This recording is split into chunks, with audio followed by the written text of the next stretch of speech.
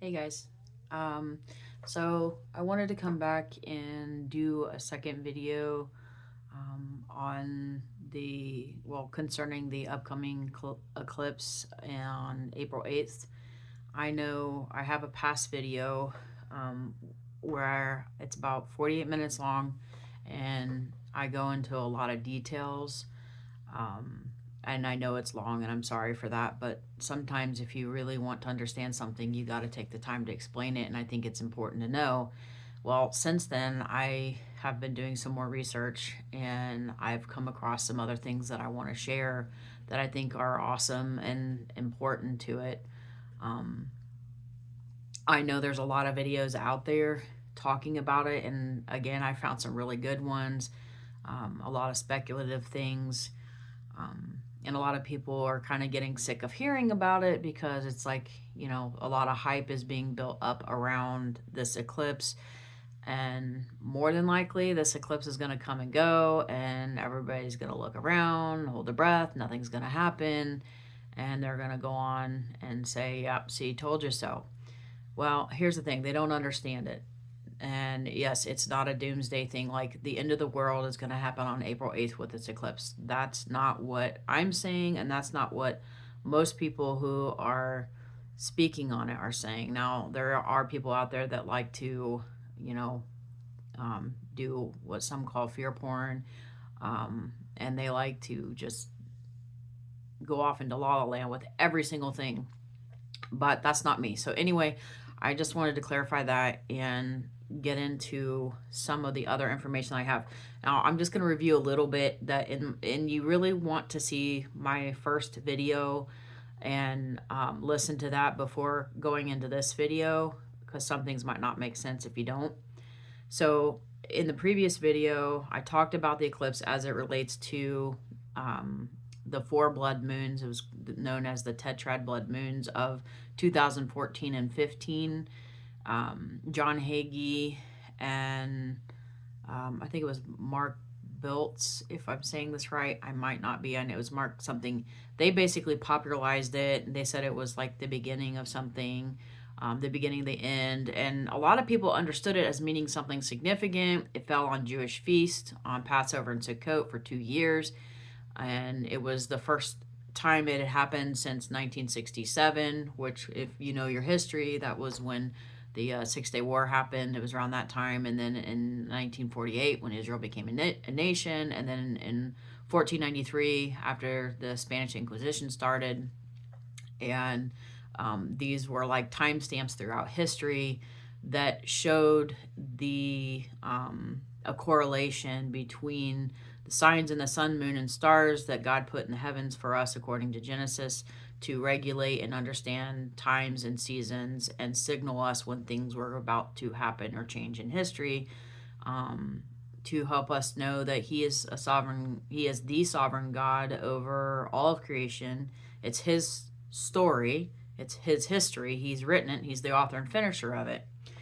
And I talked about this sign and how the Lord had showed me how it relates to this kind of phenomenon that's been going on for several years, where people talk about seeing the numbers 1111 or on the clock 1111 and all this speculation. What does it mean? And people get into the meaning of the numbers, where 11 could mean anything from uh, chaos to transition.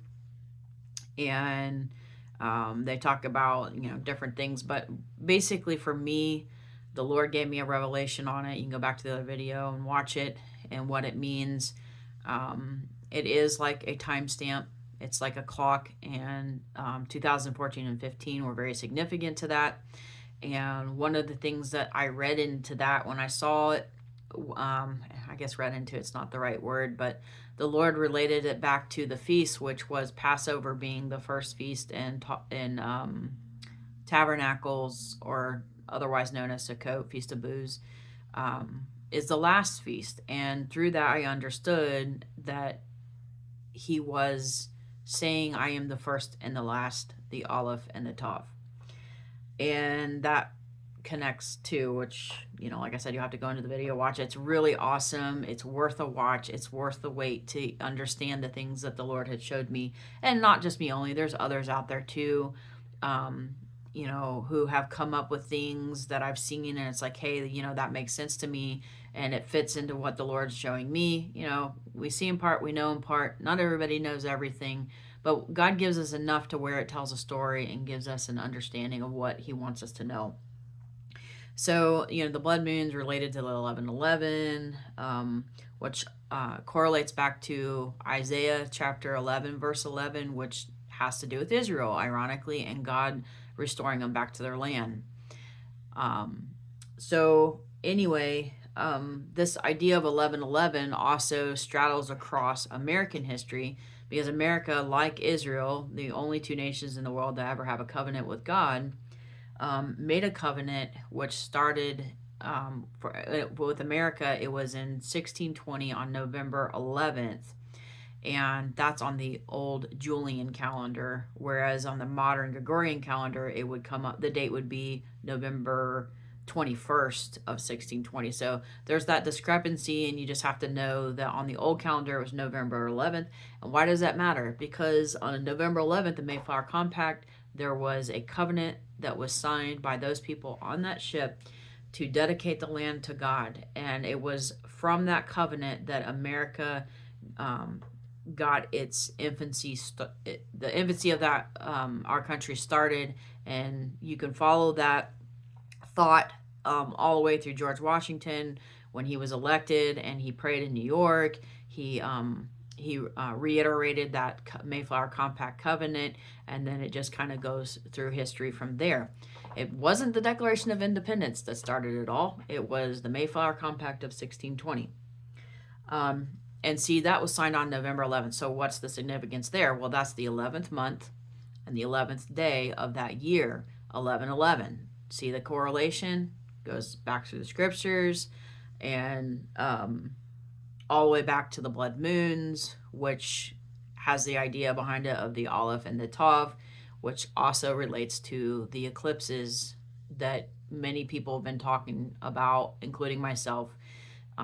When the eclipses, the path of the eclipses creates this, what looks like a giant A over the United States, which is actually the Paleo Hebrew of the bull, and embedded within that, you can find in two different places where the three eclipses cross paths, actually creates a Tav. So written across the skies of America is an Aleph and a Tav embedded within the path of the solar eclipses. Completely awesome. Like I said, go back to the video and you can watch it. Now, what's interesting, and the reason I'm bringing this all up is because a lot of people have talked about how the different eclipses, like the first one in 2017 passed through a bunch of Salems. The one in 2024 is going to pass through a bunch of Ninevehs. These are cities that were in the path of totality of these eclipses. But then you have this oddball one that's an annual eclipse that goes also from Oregon and then dumps down off in Texas. And it's like, okay, what about that one?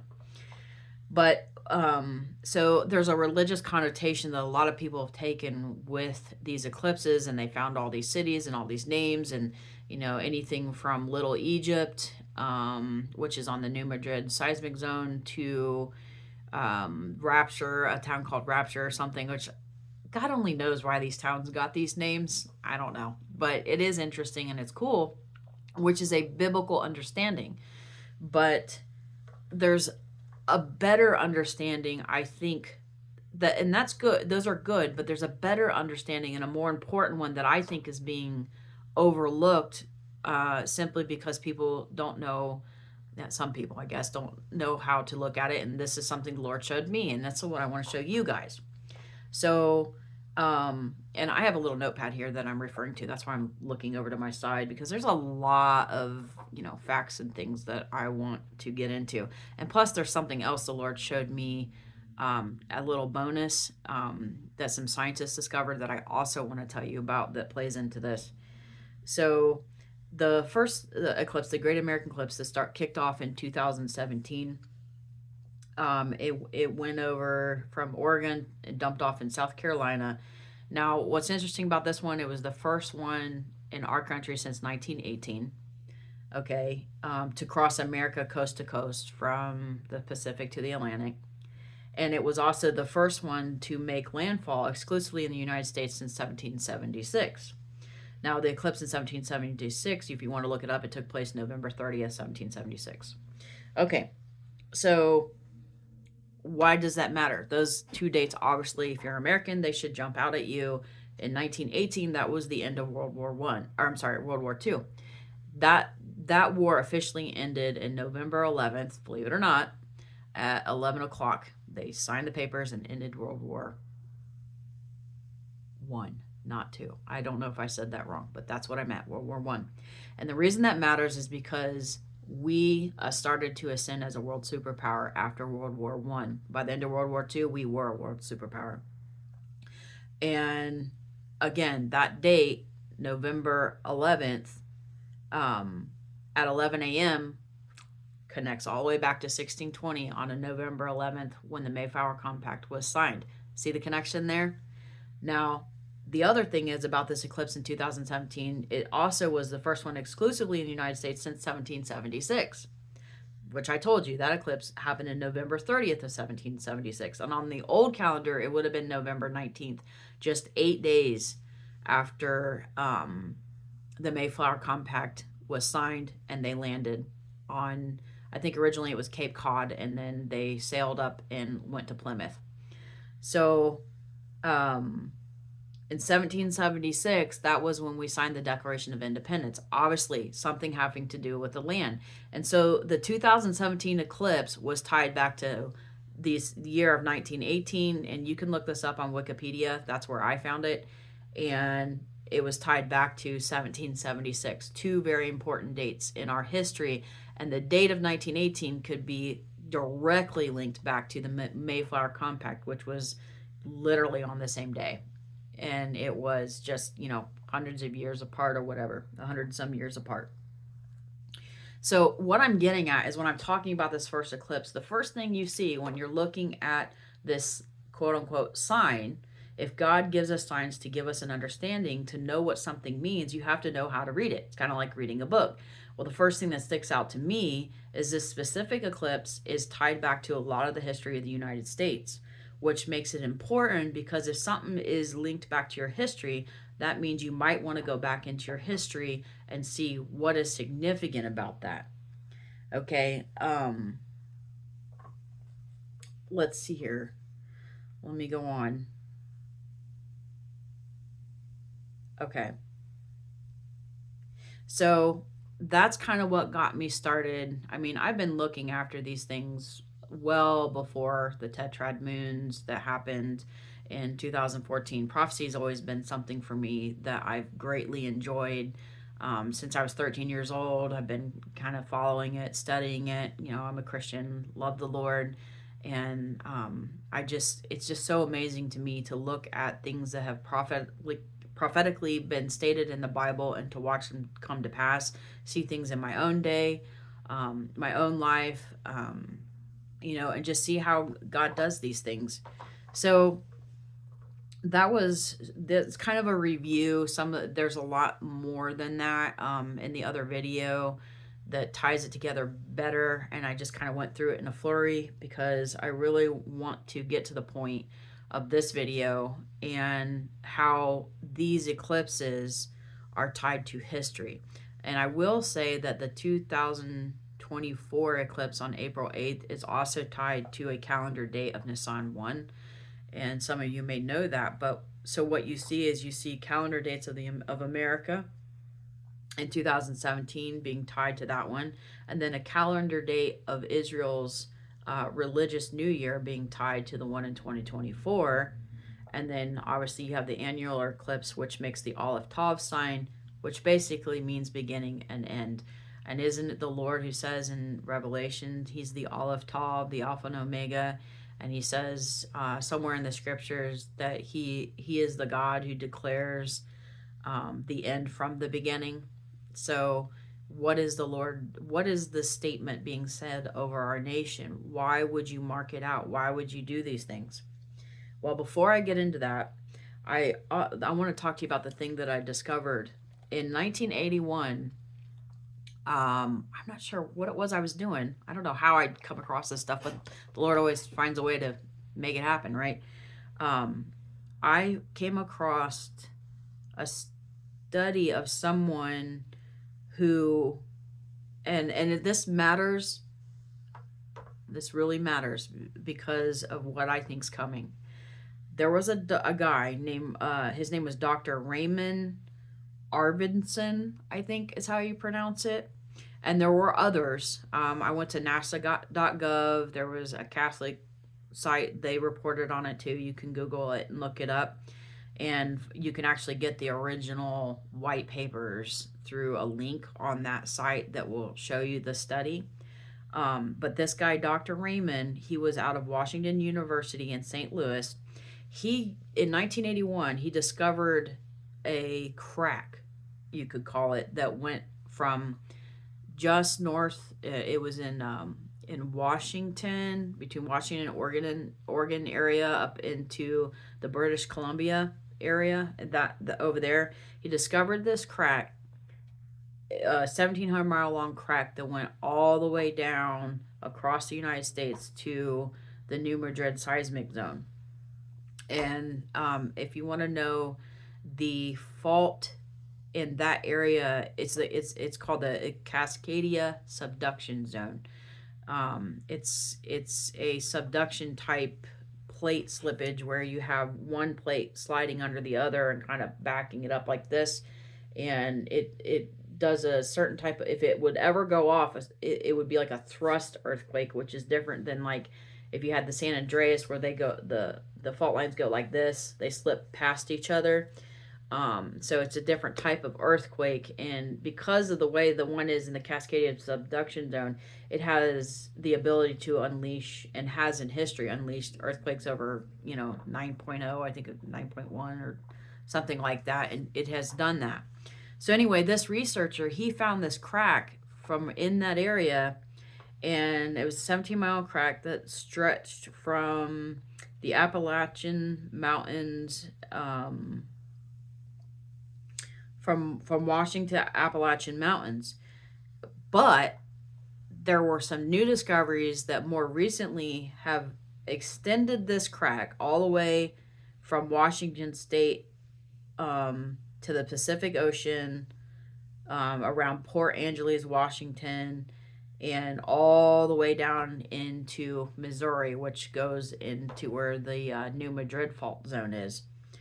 And basically, that would make the 1,700-mile wide crack about 2,200 miles total, from all the way to the port in Washington and all the way down to Missouri. So what he used a technology, it's called, to figure this out, it's a processing technique. He processed over 600,000 gravity measurements, was the way they found this crack, over a period of 20 years when they were doing this research. They took all the scientific data they had and they synthesized it to make a map to show basically where this crack was. And I believe, I'm not sure if it's the NASA one. There's actually a video on YouTube. Someone else was talking about it and they showed the map of where this crack goes. And anyway, so they found this crack, and then a second crack later was found, go running from basically from southwest to northeast. And this one's about 60 miles by 30 miles, and it's underlying the Mississippi River Valley. It's called the Reef Foot Rift. It was found to cross through the Missouri gravity low area, which is a term they use when they do their processing technique to figure out where these cracks are. Basically, the two zones, the one that goes from Washington all the way down to Missouri, and this other one that goes from it's like the southwest up to the northeast. Interestingly enough, they cross over at the New Madrid seismic zone like an X. And if you look at the map, that I found on this guy's YouTube video, they, ironically enough, make a path that is the same, very, very closely, like the eclipse in 2017, when it came from Oregon and it crossed over and dumped off in South Carolina.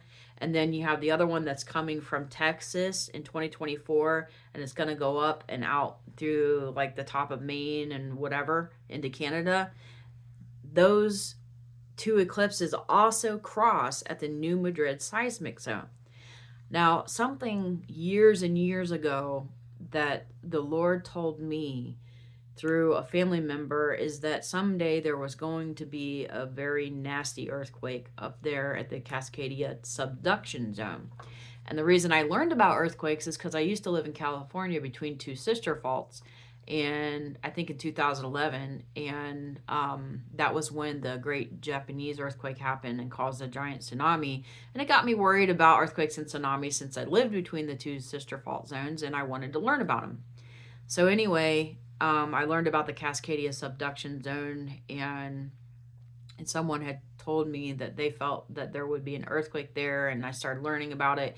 Sure enough, there is one due to go off there, and something in my mind when I was looking at how this subduction zone type earthquake would happen, it could lead, I thought in my mind, because of the tremendous amount of force and shifting. If you know anything about the North American craton plate and how it operates, is when you have pressure released here, like say up in Washington, the pressure will travel down and follow the craton plate and then go up out the other side of the East Coast.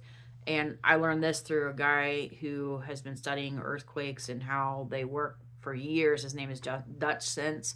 So just give him a shout out. I like what he does. I like his research, and I've been watching him for over 10 years, and he definitely, there's something to what he does. So it's helped me out a lot, and I saw that there could be a connection between an earthquake going off on the West Coast and causing the New Madrid to go off. Why does that matter?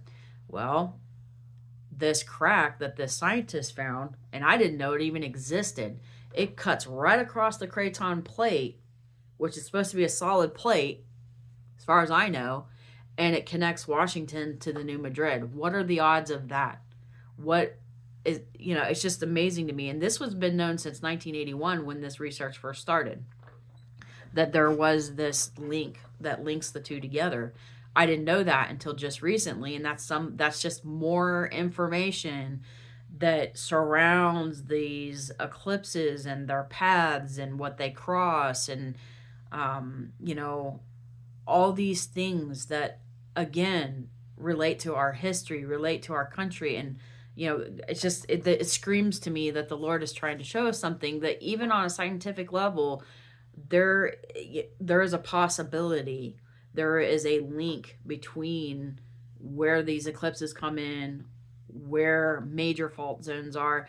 And it really matters, because one of the things I have been feeling and others have been talking about, some which I know personally and respect, they feel that there could possibly be an earthquake coming along with this eclipse on the New Madrid seismic zone. I think that is a possibility. It's always a possibility, but specifically because of the different things that are surrounding the idea of this earthquake.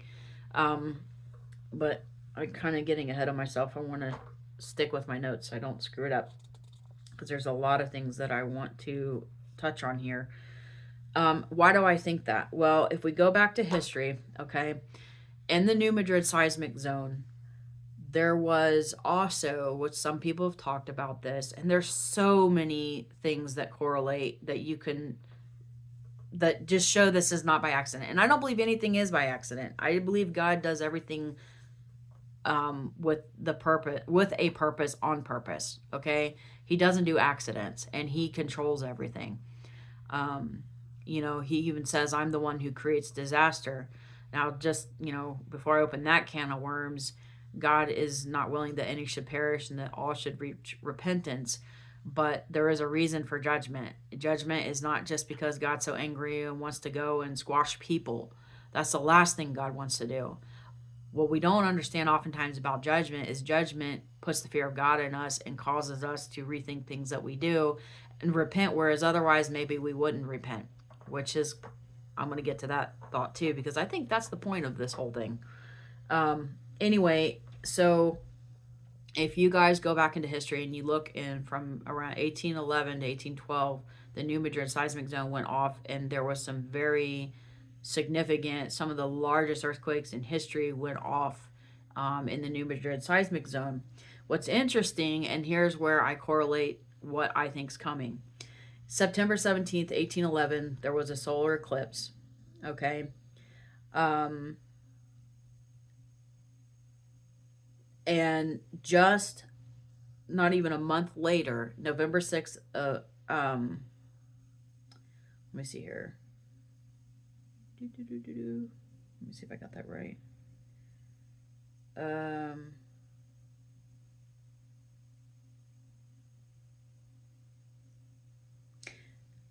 Let's see. Yeah, I think okay, November 6th at the 1806 preemptive strike. This might have been like the beginning of the war. I'm not really sure. I might have that date wrong. I'll have to go back and check it. But anyway, there was a preemptive strike by the U.S. to begin this thing called the Tecumseh War. Now, in this, so there was a solar eclipse in September 17, 1811. By December 16th, the earthquakes that rocked the United States started on the New Madrid seismic zone. And they continued through 1812, during the War of 1812. If you look at history, that was between Great Britain and America.